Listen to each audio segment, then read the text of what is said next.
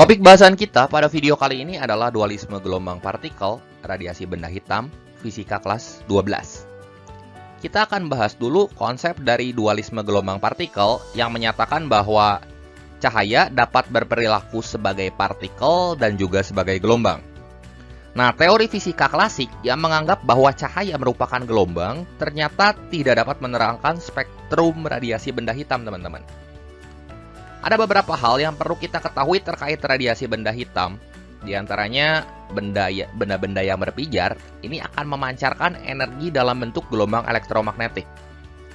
Ingat, untuk suhunya, semakin tinggi suhu benda yang berpijar, maka energi kalor atau energi radiasi yang dihasilkannya akan semakin tinggi. Karena sebanding. Yang kedua, benda hitam itu merupakan penyerap dan pemancar kalor radiasi sempurna. Ya, dengan efisiensinya 100% untuk benda yang hitam sempurna. Dan besar energi radiasi benda hitam tiap satuan waktu dinyatakan menurut persamaan Q per T, ya. Q ini adalah energi radiasinya. Nah, ini sama dengan daya, sama dengan E atau emisivitas kali tetapan Boltzmann atau sigma, kali A ini luas permukaan, kali T pangkat 4 ini adalah pangkat 4 suhu mutlak. Dan untuk intensitas radiasi benda hitam dinyatakan menurut persamaan I sama dengan P per A atau daya per luas, ya. Ini sama dengan E kali sigma kali T pangkat 4. Ini keterangan-keterangannya, ya. Ini biasa, P itu daya radiasi, E itu emisivitas. Semakin mendekati 1, ya berarti bendanya semakin mendekati hitam sempurna, ya. Sigma ini konstanta Boltzmann, besarnya segini. Luas penampang itu A dalam satuan meter persegi, T suhu mutlak dalam satuan Kelvin, dan I itu adalah intensitas radiasi dalam satuan watt per meter persegi. Nah, selanjutnya kita akan bahas juga mengenai hukum pergeseran Wien.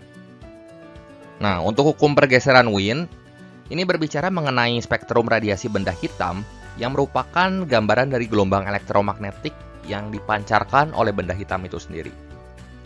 Nah, bunyi hukum pergeseran Wien di sini adalah bila suhu benda yang berpijar semakin tinggi, ya, maka panjang gelombang yang membawa energi terbesar itu akan semakin pendek.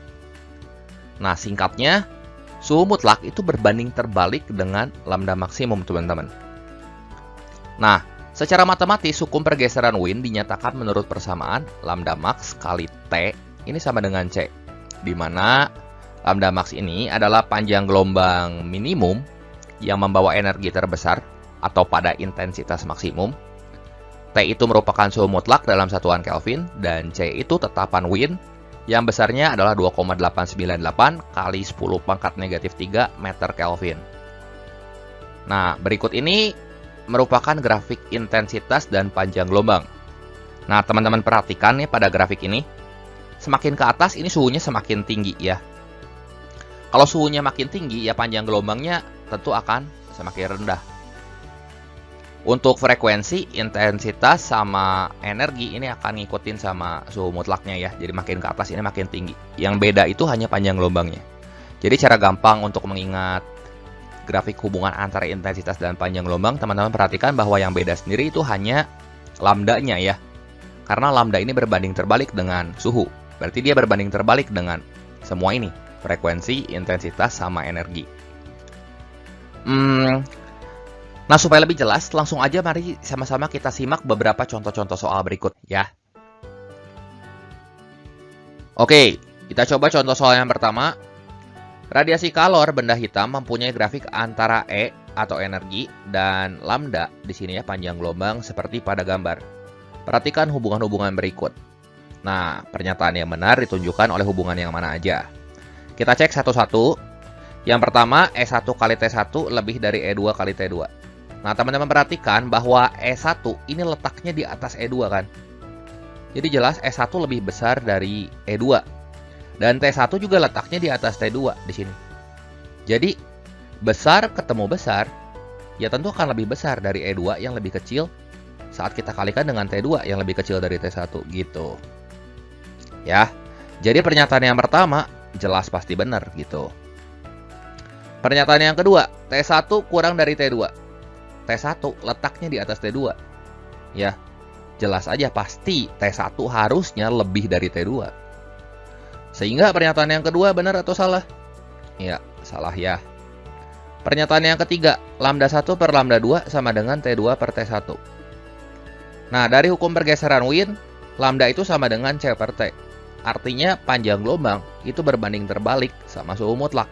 Ya, jadi kalau ini lambda 1 per lambda 2, ini T2 per T1, ini berbanding terbalik, teman-teman. Jadi benar atau salah yang ini? Cocok kan? Kalau cocok, ya berarti benar. Gitu. Yang keempat, lambda 2 per lambda 1 ini sama dengan E2 per E1.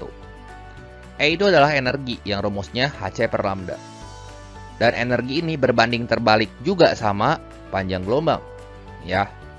Sehingga karena panjang gelombang sama energi ini saling berbanding terbalik, kalau ini lambda 2, kita bandingkan dengan lambda 1, harusnya ini E1 per E2, bukan E2 per E1. Kalau gini sebanding. Ya. Jadi pernyataan yang keempat ini salah. Jadi opsi yang tepat tentunya ditunjukkan oleh nomor iya, C, 1 dan 3. Gampang ya. Oke, contoh lagi yang kedua. Suhu permukaan suatu benda 966 Kelvin. Jika tetapan Wien 2,898 kali 10 pangkat negatif 3 meter Kelvin, panjang gelombang radiasi pada intensitas maksimum yang dipancarkan oleh permukaan benda itu adalah titik-titik. Data-data yang diketahuinya udah cukup jelas ya. Di sini suhu udah dalam Kelvin, jadi nggak perlu diubah-ubah lagi. Ya, di sini ada konstanta Wien, kemudian ada suhu mutlak ini ya. Dan yang ditanya adalah panjang gelombangnya, panjang gelombang radiasi. Dan kita bisa gunakan hubungan antara panjang gelombang dan suhu mutlak untuk mencari lambda maksimum ini. Ya, sehingga lambdanya di sini kita kalikan dengan suhu mutlak akan menghasilkan satu tetapan atau konstanta Wien. Lambda kali T sama dengan C. Nah, yang ditanyanya kan lambda, berarti lambda sama dengan C per T. Gitu. Artinya tinggal kita substitusi aja. 2,898 kali 10 pangkat negatif 3 dibagi 966. Kita hitung sebentar, ini kita akan peroleh hasilnya adalah 3 kali 10 pangkat negatif 6 meter. Tapi di pilihan, ini dalam satuan angstrom. Ingat lagi, 1 meter itu 10 pangkat 10 angstrom. Ya, kita kalikan aja ke sini. Ya.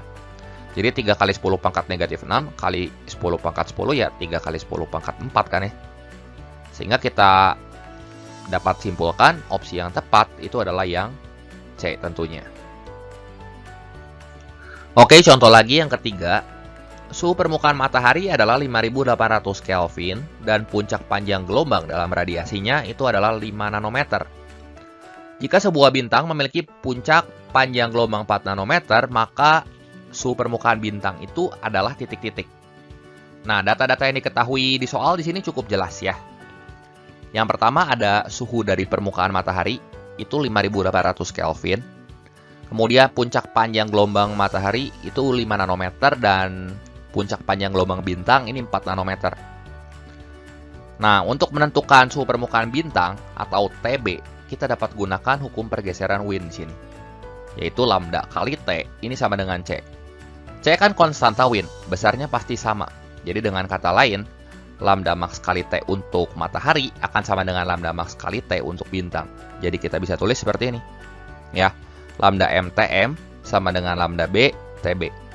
Nah, kita mau cari TB-nya di sini atau suhu mutlak untuk permukaan bintang. Nah, berarti di sini TB sama dengan lambda M kali TM dibagi lambda B aja. Nah, di sini nanometer nggak usah kita rubah dulu ke meter ya, karena nanti kan kecoret. Tinggal kita masukin aja angka-angkanya di sini. Lambda mataharinya di sini 5 ya. Kali T mataharinya 5800 dan lambda bintang atau puncak panjang gelombang untuk bintangnya di sini adalah 4 nanometer. Nih, nanometer sama nanometer nanti kecoret. Ini tinggal kita hitung aja dan kita akan peroleh T permukaan bintangnya dalam satuan Kelvin ini 7250 Kelvin. Jadi opsi yang tepat di sini adalah yang E gitu. Oke, contoh lagi yang keempat.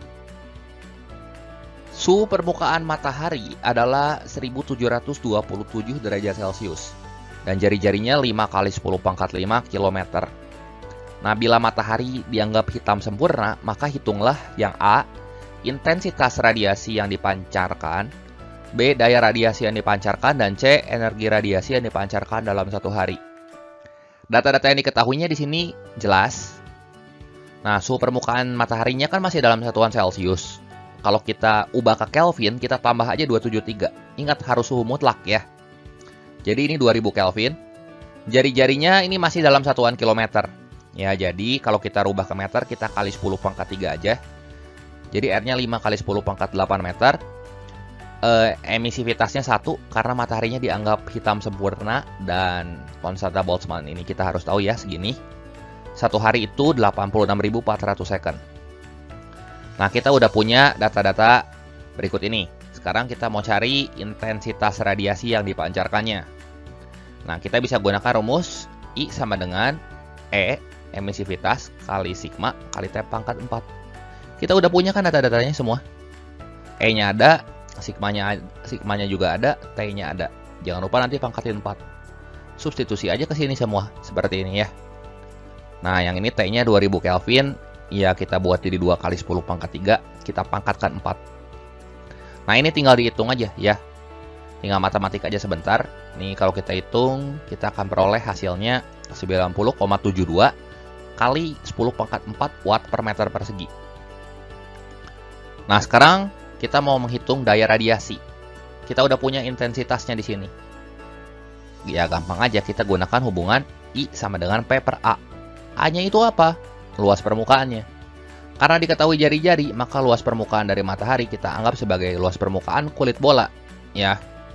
Jadi, untuk menghitung daya radiasi di sini, P sama dengan I kali A. I-nya kita ambil dari sini. A-nya kita ganti sama 4πr kuadrat. Kan kita udah punya nih jari-jarinya segini. Jadi, P-nya sama dengan I yang ini. A-nya kita buat jadi 4π kali R yang ini kita kuadratkan. Ya, ini kita hitung aja dan kita akan peroleh P-nya 28,49 kali 10 pangkat 23 watt. Terakhir, energi radiasi yang dipancarkan dalam satu hari. Nah, kita gunakan hubungan W sama dengan P kali T ya. T-nya kan kita udah tahu nih, 86.400 second. Harus dalam second supaya satuannya nanti joule. P-nya segini, kita kalikan sama 86.400 ya, atau 864 kali 10 pangkat 2 ini. Dan hitung aja ini sebentar, maka kita akan peroleh W-nya itu 24,6 kali 10 pangkat 28 joule. Seperti itu. Bisa dipahami ya? Oke, cukup sekian dulu pembahasan singkat kali ini mengenai dualisme gelombang partikel tentang radiasi benda hitam fisika kelas 12 kali ini. Semoga video ini bermanfaat dan membantu teman-teman semua dalam belajar. Jangan lupa like, share, dan subscribe juga buat yang belum ya. Terima kasih untuk perhatiannya. Sampai jumpa di video saya yang berikutnya.